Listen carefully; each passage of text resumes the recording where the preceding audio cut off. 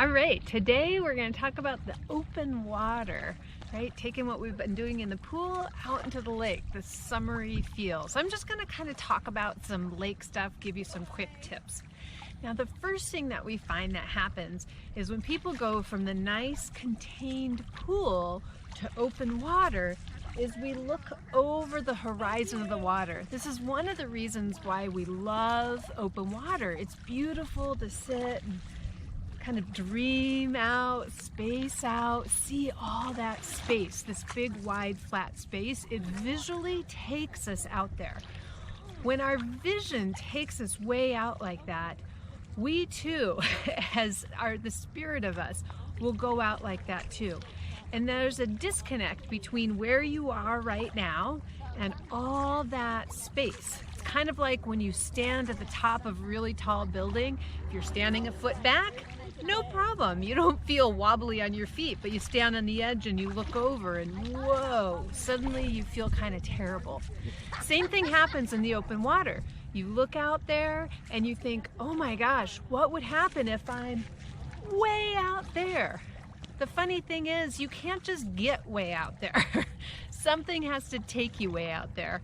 And that something that's going to take you way out there is you making the decision to go way out there, or to, have a helicopter pick you up and plop you out into the middle of the lake. So you get to be in charge of that. So the first thing to do when you come to the open water is just to really ground yourself. Notice the beauty of the horizon, but then also come back to feeling where you are right now.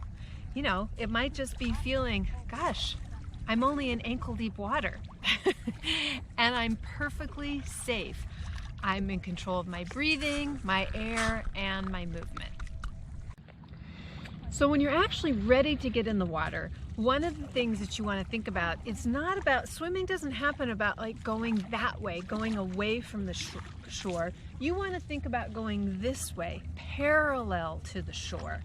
So your mind, your eye is going to take you across, in this case, to Mercer Island, which is what's across the water from me. There might be even some swimmers going by me behind in the background. They are swimming parallel to the shore. They wanted to go out on a big swim today. They didn't say let's swim across the lake. They said let's swim parallel to the shore. And that's where you want to have your focus, is that then you're kind of controlling where you are relative to the shore, if that's where you want to be. Now, the other thing you want to do when you're getting ready to get in is kind of set your parameters. So if you're at a beach like this one that has a lifeguard, there's no lifeguard out at the moment, but this particular beach, you can probably see behind me there's a rope in the water that designates where the shallow area is versus where the deeper area is. Now, when you go on the other side of the rope, it's not deep right away, at least not at this beach. But it's sort of the early warning that at some point it will get deep.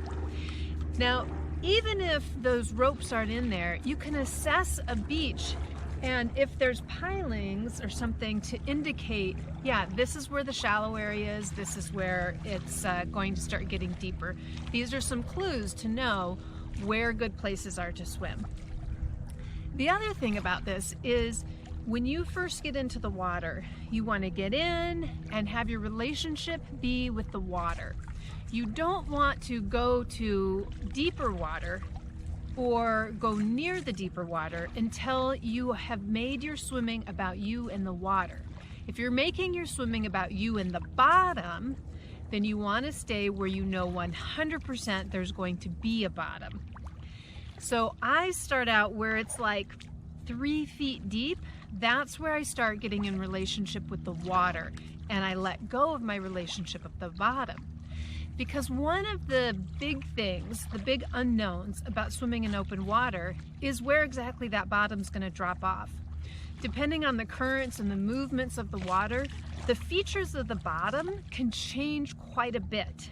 And one of the big things that really gets people in open water is they were expecting to be able to stand on the bottom, and then suddenly the bottom was gone because there's dips and valleys and it's variable where the bottom is. Anytime you get past about 3 feet, You want to have your relationship be with the water, because the bottom is variable. And where the bottom is one day may not be where the bottom is another day. Or it might be new water to you completely, and you really don't know what's going on underneath the surface of the water. So very quickly into your swimming, have it be about the water and not the bottom. Now, the other thing to really keep in mind, the kind of advantage of swimming in the open water, if you've been swimming in the pool a lot, is it's going to give you a new opportunity to manage your mind, to manage your thinking. Because when you're in the open water, there's going to be more variables. And a lot of us can be really reactive to, oh my gosh, what was that? Was it a big fish that's going to gobble me up? It may be something, some piece of plant life that brushes your leg. If we're not in the practice of minding our minds, we may jump into this grand surprise and act as if it's the big whale that's going to come eat you alive. You do want to know what animals, what plant lives, what kinds of things might be in the water. Generally speaking, in lakes, certainly in lakes in our region, there's no animals in here that are going to hurt you. In some areas of the world, Florida, let's say, or in the South, there certainly can be animals in there that you wouldn't want to be hanging out with. So you want to know your area. But once you know your area, then it's about minding your mind. To be able to notice, am I flying off the handle and reacting as if everything's a shark when really it's just a minnow? This all comes with our thinking. We feel a sensation in our body, we interpret it in our brain as something to be familiar with or to investigate or to be curious about, or we interpret it as danger and watch out and get really tense.